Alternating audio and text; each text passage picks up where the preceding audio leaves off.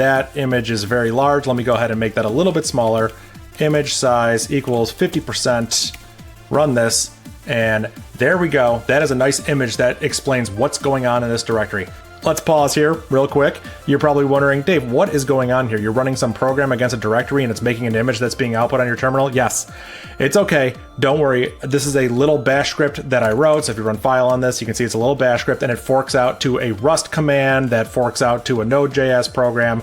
I've written some of the code. I'm using other open source code.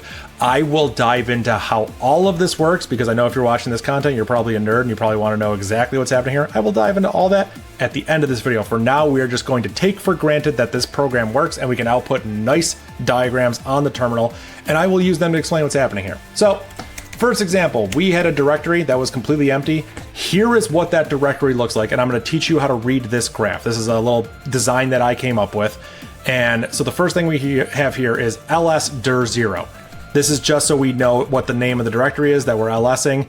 When you ls this, you get a list of all the files in it. And what files are in it? Well, there's nothing. They're completely empty. So that's why this section here is completely empty.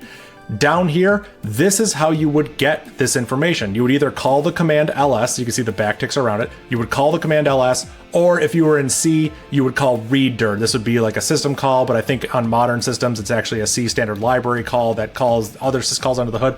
Long story short, you would either use the readdir function, so in your programming language, you would probably have something like this, or you would use the ls command to get this information. What information you get? You get the list of files there, which as you can see, there's nothing, it's empty.